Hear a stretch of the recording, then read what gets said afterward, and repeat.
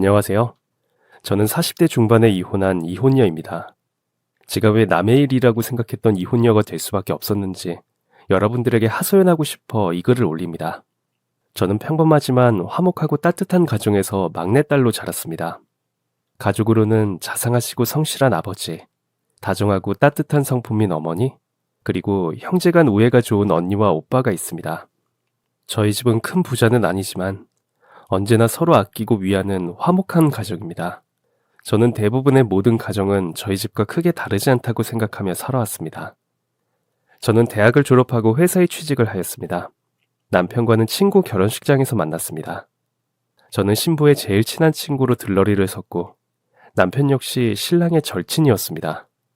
친구의 결혼식 피로연에서 남편과 저는 서로 호감을 느꼈고 다음 만남을 기약했습니다. 그 후 여러 번의 만남을 통해서 알게 된 남편은 저희 집처럼 보통 평범한 가정집의 큰아들이었습니다. 부모님이 계시고 남동생만 하나 있다고 했습니다. 남편과 저는 궁합도 안 본다는 4살 차이였습니다. 남편은 조금은 과묵하다 할 정도로 말이 별로 없고 조용한 성격이었습니다. 저도 내성적이고 조용한 편이라서 저희는 잘 맞았어요. 데이트는 주로 영화를 보고 영화에 대해서 토론하기도 하고 어느 날은 공공도서관에서 만나 몇 시간씩 책을 읽기도 했습니다. 또 어떤 날은 한가한 공원 벤치에 앉아 별말 없이 하늘을 한참 바라본다든가 나무를 한참 보기도 했죠. 이런 시간들이 쌓이면서 저는 이 남자라면 같이 살아도 삶이 과하지 않고 부산스럽지도 않고 소소한 일상에서도 함께 행복을 찾을 수 있겠다고 생각했습니다. 그렇게 만남을 이어간 지 500일 기념일에 남편은 남편답게 저에게 청혼을 했습니다. 같이 무심히 길을 걷다가 종호야, 난 자기랑 남은 인생을 같이 하고 싶어. 같이 눈 뜨고 같이 밥 먹고 같이 산책하고 지금과 다르지 않게 물 흐르듯 둘이 손잡고 도서관에도 가고 어때? 그렇게 해줄래? 하면서 조그만 상자를 내밀었습니다. 상자 안에는 화려하지 않은 링반지가 있었습니다. 저는 기뻤습니다. 화려한 레스토랑도 아니었고 그 흔한 꽃다발도 없었지만 저는 좋았습니다. 모두들 이벤트다 뭐다 소란스럽고 마음보다는 보여지는 게 먼저인 그런 물집 만능주의가 저는 싫었기 때문입니다. 저는 빙긋 웃으며 좋아, 우리 그렇게 살아봐. 물 흐르듯 자연스럽게 하고 청혼을 받아들였습니다. 저는 가족들에게 남편을 소개했습니다. 저희 가족들은 항상 저를 믿어주고 응원해 주었기 때문에 남편을 반갑게 맞아주었습니다. 다 같이 모여 식사를 하면서 오늘 하루를 어떻게 보냈는지를 이야기하고 처음 본 남편한테도 살갑게 대해주셨습니다. 남편은 저희 집 분위기가 너무 편안하고 좋다며 부러워하였습니다. 남편은 시부모님께 저를 인사시키기 전에 동생과 먼저 식사 자리를 만들었습니다. 동생은 남편과 2살 터울이었습니다. 동생은 남편과는 다르게 쾌활하고 정적이기보다는 동적이었고 말도 좀 많은 편이었습니다. 저는 속으로 형제면서도 분위기가 많이 다르네 하고 생각했습니다. 그 후 남편 부모님께 인사를 드렸습니다. 저는 부모님들도 남편 동생과 비슷하다고 느꼈습니다. 여느 예비 부부들과 마찬가지로 양가 상견례를 하고 결혼 준비를 시작하였습니다. 그런데 생각보다 결혼 준비는 꽤 피곤한 일이었습니다. 예물이며 예단이며 혼수장만 집장만 등 저와 남편 둘 다 신경 쓸 일이 너무 많았습니다. 저는 평소에도 허례허식을 좋아하지 않았기 때문에 남편과 상의한 끝에 양가 예단은 서로 생략하고 서로 가지고 있는 돈을 합쳐서 신혼집을 구하고 그에 필요한 모든 것을 같이 준비하기로 합의했습니다. 예물도 반지와 시계로만 하기로 했고요. 그렇게 하니 결혼 준비가 훨씬 간단해지고 수월했습니다. 거품을 뺀 스몰 웨딩으로 한 것입니다. 하지만 그때는 이런 결정들이 제 결혼 생활의 파국의 발단이 될 줄은 꿈에도 몰랐습니다. 어쨌든 무사히 결혼식을 끝내고 남편과 저는 신혼생활을 시작했습니다. 남편이 청혼할 때 말한 것처럼 같이 눈 뜨고 같이 밥 먹고 같이 산책하고 말이죠. 처음 2년간은 가끔씩 시댁을 방문할 때를 빼면 아주 평화롭고 행복한 시간들이었습니다. 시댁 분위기는 저희 친정과는 좀 달랐습니다. 가족 간의 믿음과 화목보다는 항상 사소한 분쟁이 생기고 시끄럽고 부산스러웠습니다. 그러다가 결혼 2년 차에 시동생이 결혼을 하게 되었습니다. 시동생은 남편과는 다르게 경제적인 조건을 많이 따졌고 조건에 맞춰 중매 결혼을 했습니다. 동선의 집은 부동산 투자로 졸부가 된 집이었습니다. 동선은 시동생과 6살 차이로 저보다 4살이 어렸습니다. 동선은 나이에 맞지 않게 친정에서 차려준 규모가 큰 레스토랑을 운영하고 있었습니다. 그래서 그런지 항상 옷차림도 화려하고 언어나 행동도 과한 편이었습니다. 시동생의 결혼은 저희와는 다르게 성대하게 치러졌습니다. 시동생과 동서가 살 신혼집도 동선의 친정에서 소유하고 있는 집으로 들어가 살기로 했습니다. 동서는 예단으로 상당한 금액의 현금과 시어머니 밍크 코트를 보내왔습니다. 아마도 그때부터 시어머니 태도가 달라지신 것 같습니다. 예단이 들어온 날 시댁의 가족들이 다 모였습니다. 시어머니는 너무 좋아서 어쩔 줄 몰라 하시며 아직 결혼식도 하지 않은 동서에게 아가, 뭘 이렇게 예단을 많이 준비했어? 사돈이 정말 신경 많이 쓰셨구나. 아유, 난 큰애 결혼 때 예단이고 뭐고 다 생략을 해서 속으로 어찌나 서운하던지. 결혼은 일륜지 대사인데 서로 격식도 챙기고 갖출 건 갖춰야 하는데 하시며 밍크 코트를 만져보시고 걸쳐보시고 하는 겁니다. 그러자 동서는 아유 어머니 생략이라뇨. 말이 안 되죠. 옛부터 내려오는 전통인걸요? 이럴 때 서로 마음을 표현해야죠. 어머니 너무 잘 어울리세요. 마치 일부러 저 들으라는 듯이 말이죠. 저는 어이가 없기도 하고 너무 속물같이 느껴져. 어머님, 그리고 동서, 그건 허례허식이에요. 옛부터 내려온 전통이 아니고 우리가 버려야 할 악습입니다. 또 지금까지 키워주신 부모님께 부담을 드리는 일이고 눈에 보이는 형식에 얽매여 진짜 소중한 것들을 놓칠 수 있는 일입니다. 그리고 저희 집에서 일방적으로 예단을 안 한 것이 아니라 남편과 합의해서 합리적인 방법으로 일을 처리한 겁니다. 라고 제가 평소 생각하는 소신을 말씀드렸습니다. 그러자 어머니는 아이 큰애야, 너 무슨 말을 그렇게 해. 좋은 날에 초칠 일 있어? 악습이라니. 작은애 집에서 정성껏 보내온 성의가 있는데 무슨 예단 안 하고 시집 온 게 자랑이야? 허례허식은 무슨 다 핑계지. 이러시는 겁니다. 난 받을 거 받고 줄 거 주고 싶었는데 말이야. 시어머니가 이렇게 막말을 해도 남편은 어쩔 줄 몰라만 하지 아무 말도 못하고 있었고요. 그때 시동생이 에이 엄마 그만하세요. 엄마는 다 지나간 일을 꺼내고 그러세요? 다 자기 수준에 맞게 하는 거죠.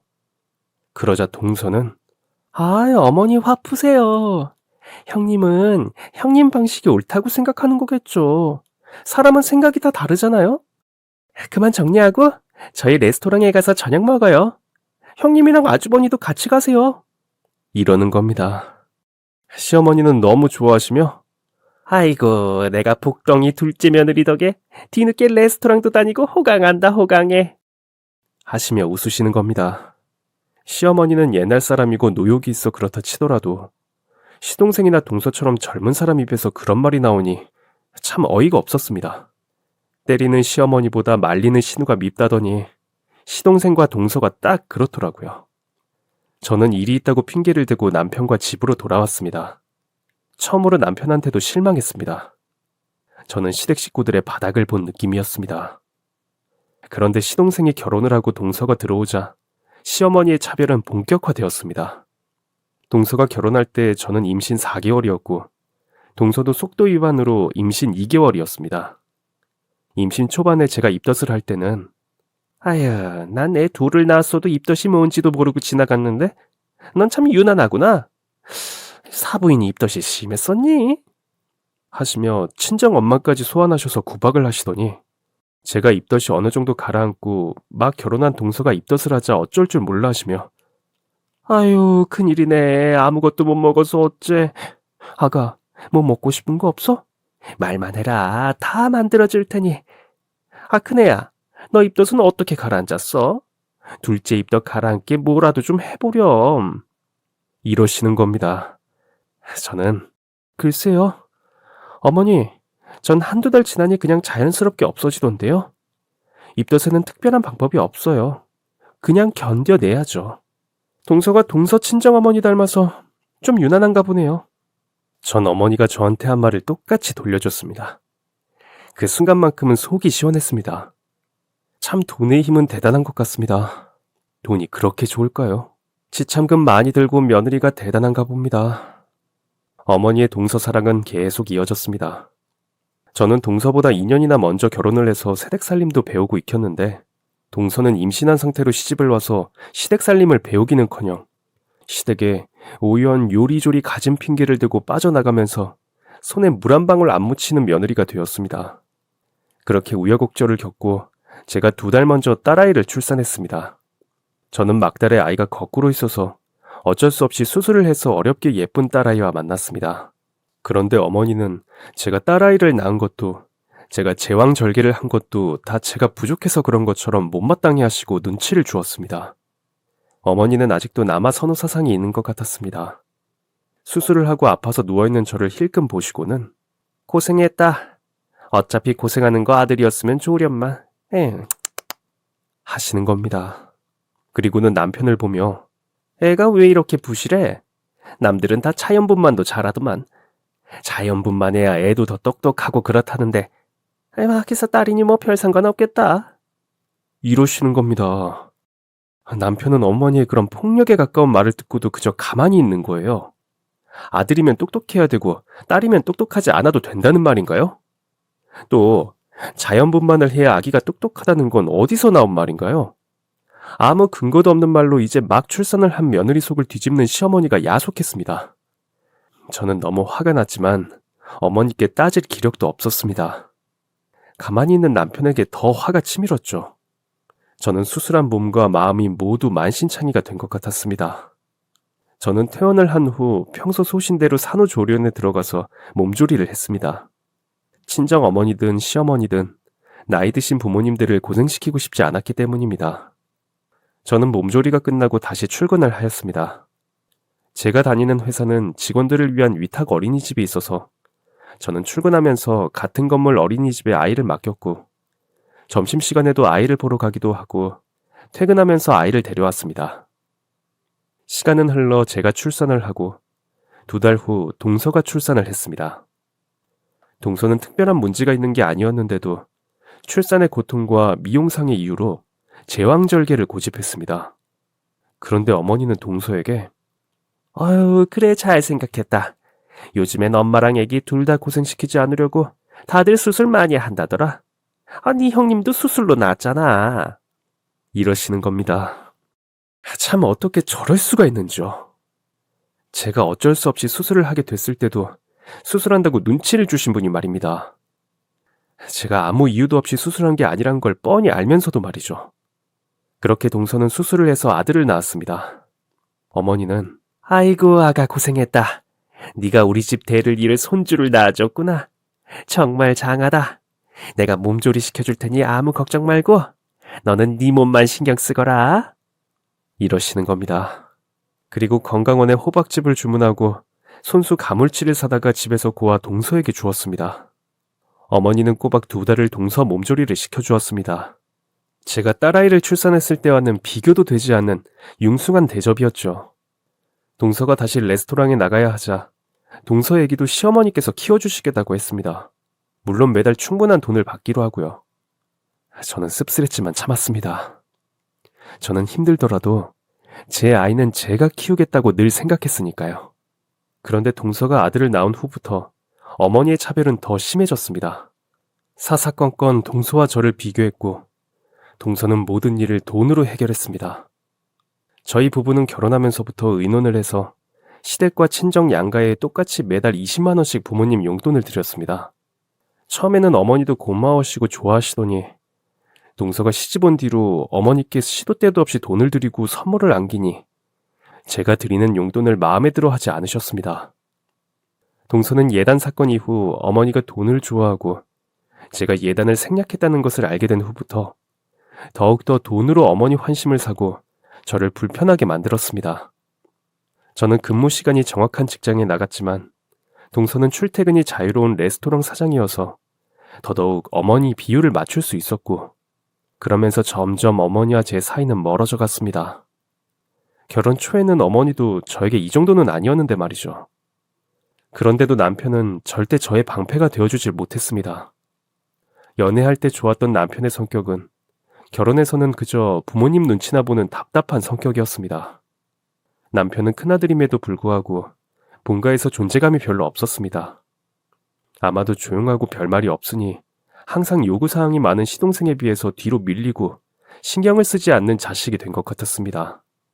시어머니의 저에 대한 차별은 그런대로 견딜 수 있었습니다.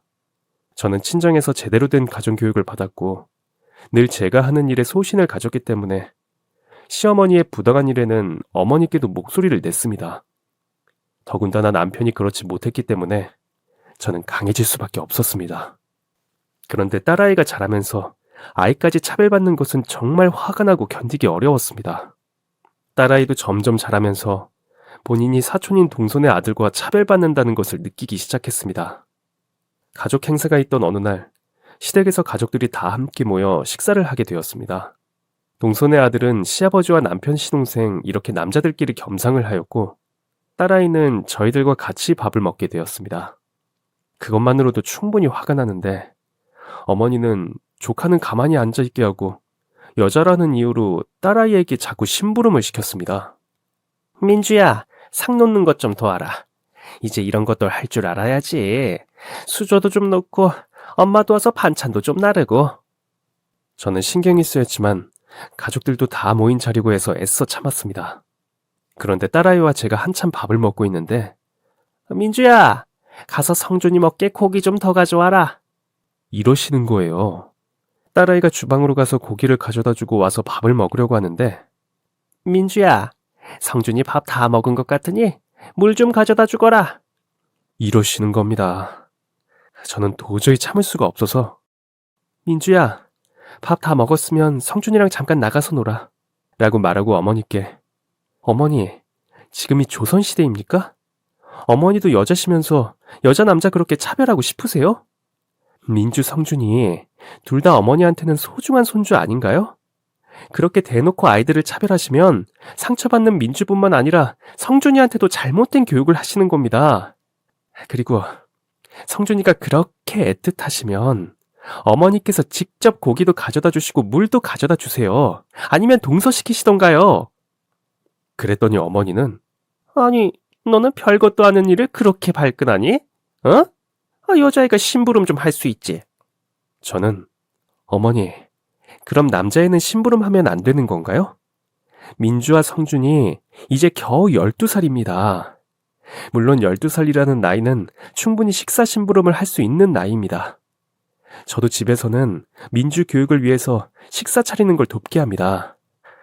하지만 남존여비도 아니고 성준이는 밥을 다 먹었고 민주는 심부름 하다가 아직 밥을 다 못 먹었는데도 성준이 물심부름을 시키는 것은 잘못된 일입니다. 민주도 민주지만 성준이도 아직 어린 나이에 잘못된 여성관을 가지면 나중에 어머니께서 책임지실 건가요? 제가 이렇게 시어머니께 얘기를 하는데도 시동생과 동서는 마치 자기네와는 아무 상관없는 일이라는 듯 모른 척하고 있었습니다. 저는 동서에게 동서도 여자 아니야? 동서도 친정에서 아들, 딸 차별받고 자랐어? 이건 민주만의 문제가 아니야. 민주나 성준이 모두 한창 인격과 자아가 완성되는 중요한 때야. 그저 눈앞의 작은 이득에만 신경 쓰지 마. 어머니가 저러시면 동서라도 나서서 어머니를 말려야 하는 거야.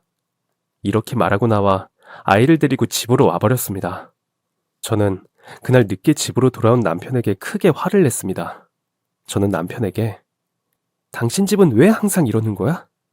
요즘이 어떤 시대인데 여자 남자 따지고 민주가 여자로 태어났다는 이유만으로 성준이 심부름이나 시키고 당신은 당신 딸이 그런 대접을 받아도 아무렇지도 않아? 도대체 민주는 무슨 죄야? 매번 시댁에 갈 때마다 민주나 내가 상처를 받으니까 내가 무슨 여성인권 운동하는 사람 같아지잖아. 그러자 남편은 어머니는 옛날 사람이고 오래된 고정관념이 있어서 그런 거지. 민주가 미워서 그러는 거겠어? 그냥 우리가 모른 척 넘어가면 될 일을 당신이 너무 예민하게 받아들이는 것 같아. 저는 당신이 그런 식이니까 어머니께서 우리를 함부로 대하시는 거야. 난 내 딸이 그런 말도 안 되는 남녀 차별을 받게 할 생각 없어. 앞으로도 이런 일이 계속 반복된다면 가만히 당하지는 않을 거야. 하고 문을 쾅 닫고 딸아이 방으로 가버렸습니다. 시댁가 어느 땐데 매번 시댁에서 억울한 일을 당하니까 도저히 참을 수가 없었습니다. 남편은 늘 시댁에서 무슨 일이 있어도 별말 없이 지나갔습니다. 그냥 대충 조용히 넘어가기를 바랬죠. 저는 그런 남편한테도 서서히 지쳐갔습니다. 손바닥도 서로 부딪혀야 소리가 나는데 남편하고는 싸움도 허락되질 않았습니다. 남편하고 대화를 하다 보면 고구마를 10개쯤 먹은 기분이 되곤 했습니다. 저는 딸아이 교육을 위해서라도 가급적 시댁과 거리를 좀 두기로 했습니다. 그러다가 명절에 사건이 터지고 말았습니다. 평상시에는 시댁에 거리를 좀 두려고 노력을 했고 되도록 동선의 가족과는 부딪히지 않게 주의를 기울였습니다. 동선의 가족과 같이 있지 않을 때도 저도 그렇고 딸아이도 훨씬 스트레스를 덜 받았기 때문이죠. 그런데 1년에 2번 돌아오는 명절과 시부모님 생신은 피할 수 없었습니다. 곧 추석이 다가오고 있었습니다. 그런데 그 무렵 제가 맡고 있는 회사 프로젝트 일정이 좀 타이트했습니다. 추석 전날 오전에 저는 잠깐 회사에 들려 처리할 일이 있어서 일찍 회사로 갔습니다. 남편한테 잠깐이면 되니까 나오면 같이 본가에 가. 나 없이 민주 데리고 또 먼저 가지 말고 라고 신신당부를 하고 회사에 갔습니다. 급한 일을 마무리 짓고 막 회사를 나서려고 하는데 전화벨이 울렸습니다. 전화를 받으니 다급한 목소리의 남편은 자기야, 너무 놀라지는 말고 민주가 좀 되었어. 여기 성심병원 응급실이야. 일 끝났으면 이리로 와. 민주가 놀래서 엄마만 찾네. 저는 뛰어나가면서 왜 얌전히 집에 있는 민주가 뭘 하다가 되었는데? 자기는 뭘 하고 있었는데? 라고 물었습니다. 자기 회사 가고 어머니가 전화를 하셨는데 왜 빨리 안 오냐고 하셔서 조금 있다가 자기 오면 같이 가겠다고 했더니 민주 데리고 나라도 빨리 오라고 해서 어쩔 수 없이 민주랑 어머니 집에 갔어. 자세한 얘기는 나중에 해. 많이 데인 건 아닌데 민주가 울면서 엄마만 찾아서 전화한 거야. 저는 내가 민주 데리고 먼저 가지 말라고 말했잖아. 어머니가 민주한테 어떻게 대하는지 몰라서 나도 없이 애를 데리고 간 거야?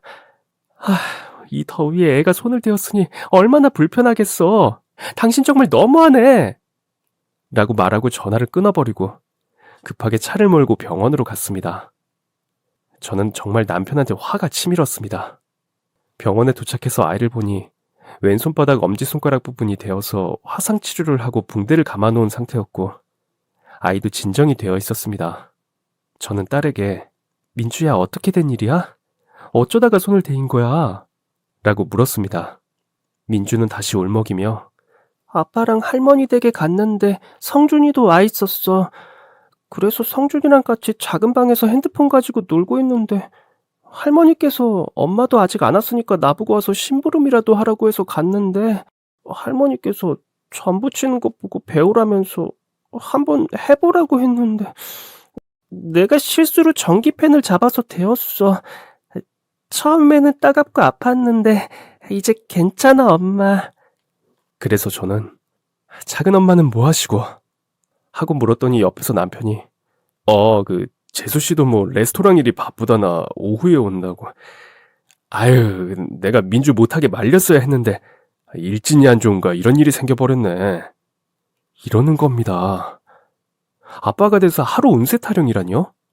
저는 어이도 없고 화가 났지만 아이 앞이라서 아무 말 하지 않고 민주야, 엄마랑 아빠는 할머니 댁에 명절 준비하러 가야 되는데 민주 집에서 혼자 있을 수 있지? 손도 다쳤으니까 집에서 조용히 책 보거나 텔레비전 보고 쉬고 있어. 라고 말하고 남편과 시댁으로 갔습니다. 남편과 제가 시댁에 막 들어서는데 동서도 시댁에 도착했습니다. 동서는 저를 보며 형님 민주 다쳤다면서요? 애가 조심 좀 하지. 마치 저희 애가 찬찬하지 못해서 이런 일이 생겼다는 뉘앙스였습니다. 시어머니는 저를 힐끗힐끗 보시며 눈치를 살피고 아유 너 놀랬지? 민주 대어서. 그런데 그거 별거 아니야. 전기펜을 찌가 잘못 만져서 살짝 데인 건데 뭘. 아유 내가 조심하라고 했는데 그 잠깐 사이에 그렇게 됐지 뭐니. 요즘 워낙 약이 좋으니까 금방 괜찮아질 거야. 흉도 안 생기고. 이러시는 겁니다. 저는 어머니는 민주한테 미안하지도 않으세요? 이제 겨우 13살 초등학교 6학년인 아이가 하면 뭘 얼마나 한다고. 저도 없는데 전 부치는 일을 도우라고 시키셨어요? 민주가 벌써 요리를 배우고 살림을 배울 나이인가요? 그럼 성준이도 같이 시키지 그러셨어요? 그리고 요리든 살림이든 때가 되면 제가 다 가르칠 겁니다. 어머니께서 번번이 성준이와 차별하시고 여자라고 무시하는 거 더 이상 못 참겠습니다. 다시는 민주 볼 생각하지 마세요. 저 이 사람과 이혼하겠습니다. 민주도 당연히 제가 키웁니다. 어차피 손주도 아닌 소녀딸 관심도 없으실 테고요. 그리고 동서는 평소에는 레스토랑 사장이랍시고 자리도 잘 비우더니 왜 꼭 명절에는 바쁘다는 핑계로 늦게 오는 거지? 늘 내가 와서 명절 음식 준비 다 해놓으면 오고, 오늘은 특히 내가 회사에 바쁜 일이 있어서 좀 늦는다고 했으면 당연히 손아래 동서가 와서 명절 준비해야 하는 거 아니야? 어머니가 편해하시니까 위아래도 몰라? 내가 그동안 말을 안 한 건 그럴 가치조차 못 느껴서야. 사람이 기본적인 예의는 갖추고 살아야지. 예단 가지고 오면서 사람의 소양은 친정해 놓고 왔어? 그리고 아까 뭐라고 했어? 민주가 조심을 안 해서 다친 거야? 13살짜리 애한테 그런 일을 시킨 어른들 잘못이지? 난 더 이상 이 집에 올 일 없을 테니까 서로 잘 맞는 시어머니를 엄마다 생각하고 잘해봐. 제 말을 들은 가족들은 너무 놀라 얼굴이 휘둥그레졌습니다. 남편은 저를 보고 당신 왜 그래? 아무리 화가 나도 가족들 앞에서 갑자기 이혼이라니. 저는 갑자기? 갑자기라니. 그동안 내가 얼마나 많이 얘기했어. 동서가 결혼한 다음부터 내가 어떤 대접을 받았는지 정말 몰라서 이러는 거야? 우리가 합의해서 양가 예단 생략했는데 예단 안 해왔다고 동서랑 비교해서 눈치 주고 민주 낳았을 때도 동서랑 차별하고. 그래도 난 내가 선택한 결혼이니까 끝까지 책임지려고 참고 잘해보려고 노력했어. 그런데 민주한테까지 하는 차별은 참을 수 없어. 난 내가 친정에서 교육받았듯이 내 딸도 이 시대에 어울리는 당당한 여성으로 키울 거야. 라고 말하고 어머니를 보며 어머니, 지금이라도 늦지 않았으니 큰아들 다시 결혼시키세요. 결혼시키실 때 꼭 예단도 많이 받으시고 친정에 돈 많은 며느리 보세요. 라고 말한 뒤 혼자 딸아이가 있는 집으로 왔습니다. 남편은 집에 와서 다시 생각해보라고 애원했지만 저는 이미 마음이 돌아서 버린 뒤였습니다. 그 후 시어머니는 전화를 해서 저에게 막말을 쏟아냈지만 저는 더 이상 상대할 가치를 느끼지 않았습니다. 저는 그동안 있었던 모든 일들을 친정에 알렸습니다.